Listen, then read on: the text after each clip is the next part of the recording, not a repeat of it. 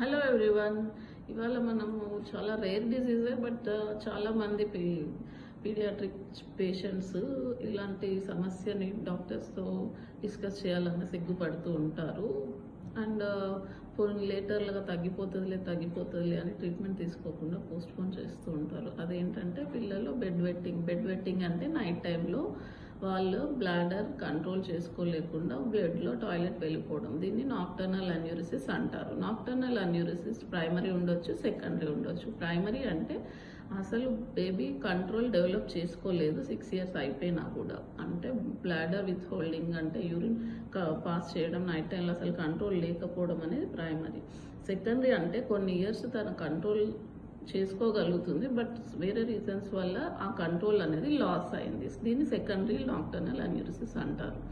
So ఇది చాలా rare, but చాలామంది పోస్ట్పోన్ చేస్తూ ఉంటారు. ఏం కాదులే, తగ్గిపోతుంది అని డాక్టర్స్ దగ్గర అడగాలన్నా కూడా సిగ్గుపడుతూ ఉంటారు. బట్ ఇది పోస్ట్పోన్ చేయాల్సిన విషయం కాదు. ఇమీడియట్గా మనం ట్రీట్మెంట్ తీసుకోవాలి. ట్రీట్మెంట్ అంటే పెద్ద మెడిసిన్స్ అంటూ కాకుండా behavioural and life style changes కొన్ని చేసుకోవాలి. బిహేవియరల్ చేంజెస్ ఏముంటాయి అంటే మనం సైకలాజికల్ సపోర్ట్ ఇవ్వాలి. పేషెంట్కి ఏమన్నా ఎమోషనల్ డిస్టర్బెన్సెస్ ఉన్నాయా, నైట్ టైంలో ఏదైనా ప్యానిక్ అవుతుందా ఫస్ట్ రూల్ అవుట్ చేసుకోండి. తర్వాత మనము ఫ్లూయిడ్ రెస్ట్రిక్షన్ అనేది చేయాలి.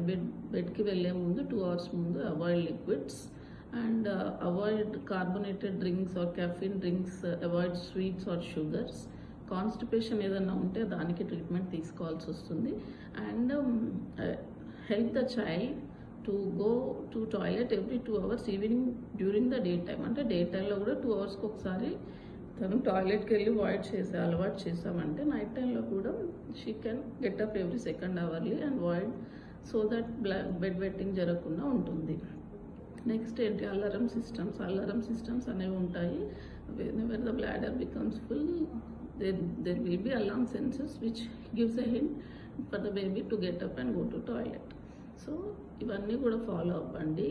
అండ్ రివార్డ్ అనేది ఇవ్వాలి. ఒక డ్రై నైట్ అంటే ఒకసారి బేబీ బెడ్ వెట్టింగ్ చేయకుండా ఉంది అంటే నెక్స్ట్ డే తనకి రివార్డ్ అంటే ఏదైనా గిఫ్ట్ లాంటిది అలా ఇస్తే తను యాక్టివ్గా ఫీల్ అవుతుంది. సో అట్లా కంట్రోల్ చేసుకోవాలి అనే అబిలిటీ తనలో ఇంప్రూవ్ చేసుకుంటుంది. నెక్స్ట్ వచ్చేసి డ్రగ్స్ థెరపీ. ఇవన్నీ వాడిన తర్వాత కూడా డ్రగ్ థెరపీ వాడుకోవాల్సి వస్తుంది. ఎందుకంటే motivational support, psychological support, behavioural changes ఇవన్నీ చేసిన తర్వాత కూడా ఇంకా బెడ్ వెట్టింగ్ ఉంది అనుకోండి, డ్రగ్స్ అనేవి వాడాల్సి ఉంటుంది. ఆ డ్రగ్స్ ఏంటి అనేది మీ పీడియాట్రిషియన్ అడిగి తెలుసుకోండి. Thank you.